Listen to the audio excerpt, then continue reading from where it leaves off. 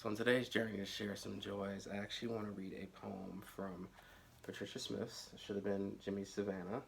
Um, I also, for the occasion, rocking my Jimi Hendrix tee. I remember back in, I think it's 2011 maybe, was the first time I'd ever seen Patricia Smith. So seen and heard for the first time. And it was at the Metro in Chicago for the 25th anniversary of Slam Poetry. And when I got there, I was sitting up in the balcony with my friend. We were right under the air conditioner. It was middle of summer, so the thing was blasting, and we were like just dying because it was freezing up there. But I mean, that event was kind of monumental for historical reasons in terms of the timeline, but also just there was a roll call at the start where you just see how many people who were in that room who were influential in slam poetry and building it to what it is today. And like they're just going around the room calling out people left and right, and each of those individuals is giving a short poem about themselves or a short snippet of their work. And again, I'm like freezing, but the event just starts and I'm already in awe of like everybody in the room. And then there comes a point where there is a slam that occurs, and in that slam, Patricia Smith was one of the contestants. And again, at this point, I was pretty young as a poet in terms of like reading, knowing other writers who were out there. So I wasn't, really sure, like who Patricia Smith was. And but again, I knew where I was. I knew the space I was in. So of course, I was like, this is gonna be great no matter what happens. And I don't remember the title of the poem, but I do remember that it was about biscuits. And by the end of that poem, I was like, all right, hands down, I understand all the reactions in this room for her work because it's, phenomenal. And I received this book, I think, as a Christmas gift one year.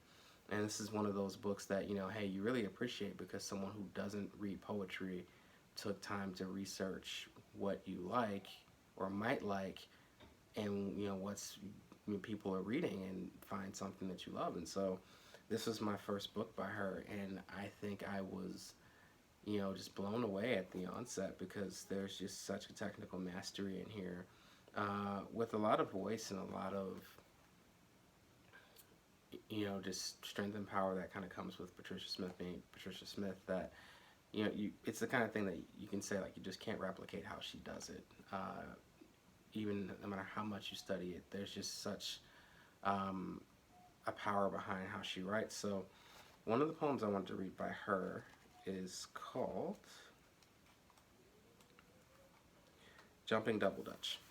And I've found myself, for many reasons, returning to like summer activities in my poems, and I think it's because as I've gotten older, I've come to understand like the significance of like summer with my lifetime and those activities, but also just like as somebody in the Black community, like what summer means for us and how so much happens in summer.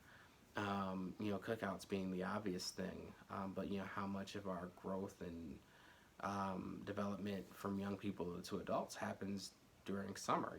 Yes, so much happens during school, but I just can attribute so many memories and sentiments to what happens in summer. So this is Jumping Double Dutch by Patricia Smith.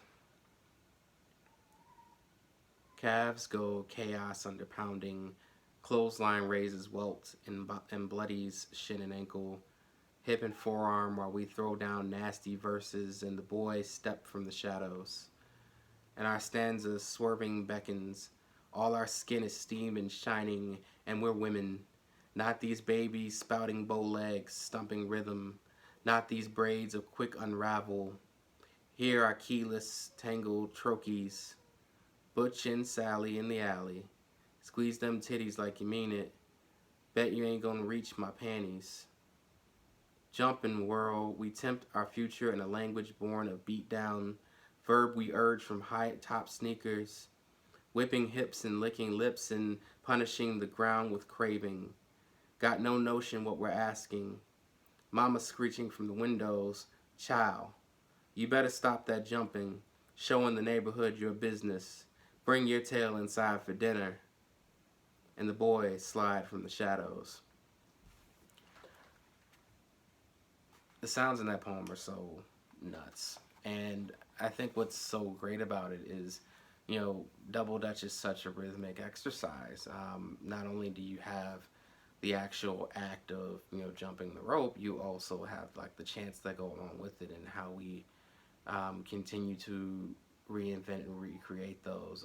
Even the ones we've heard from older siblings or other folks, like, they always get changed over time, and it always reminds me of just the earlier oral traditions of poetry and stories and how they got passed down when things weren't written down, how they continue to evolve and have different iterations. And when you meet somebody from a whole other part of the country, they may know some of the same words or some of the same feelings in the melody, but they have that little different twist to it.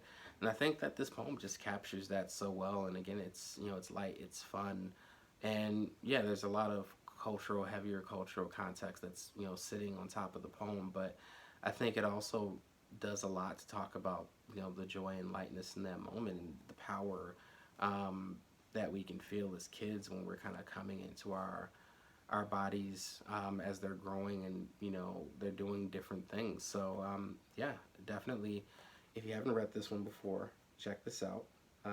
Check out Every Book by Patricia Smith. Watch her videos on YouTube, because she's one of the greats for a reason. So thanks for tuning in.